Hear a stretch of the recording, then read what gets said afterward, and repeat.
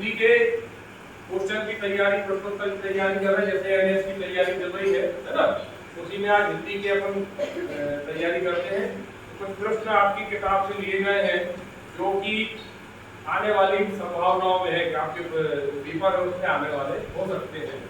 ठीक है, उसमें देखिए सबसे पहले है वर्तनी, माने हम शुद्ध शब्द कौन सा है।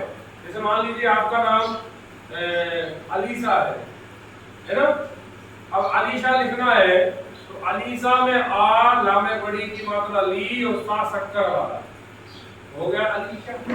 माने अगर शीटी की आवाज आ रही है तो शक्कर, और अगर नहीं आ रही है सट हमने लिख दिया अलीसा तो सरमोते वाला हो गया। तो ये सरमोते वाला सा आएगा क्या?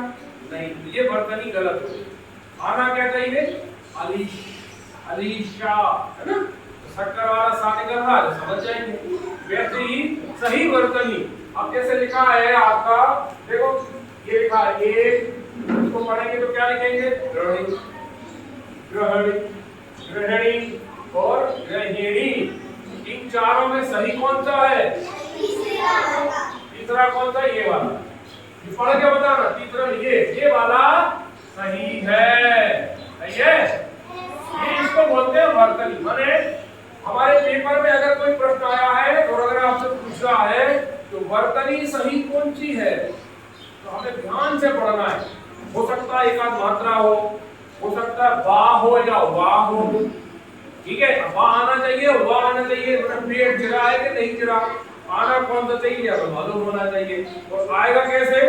जब हम पढ़ते हैं, ध्यान से सुनते हैं, तो फिर हमें पता आ जाती समझ में कि वर्तनी इसकी सही है नहीं, इसलिए ध्यान से समझना चाहिए।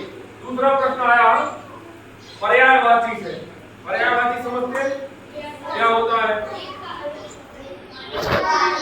हाँ, एक शब्द के अनेक, माने एक क्या नाम अनेक नाम, अनेक नाम से जाना जाता है उसके हम पर्यायवाची कहते हैं। ठीक है ना? Very good. ऐसी विलोम होता है, विलोम का मतलब पूरा पूरा, मतलब उसका विपरीत का। ठीक है ना?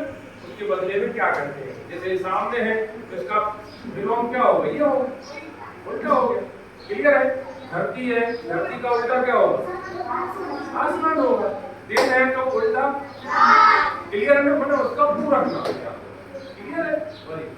वैसे ही अब पर्वत का पर्यायवाची शब्द क्या होगा?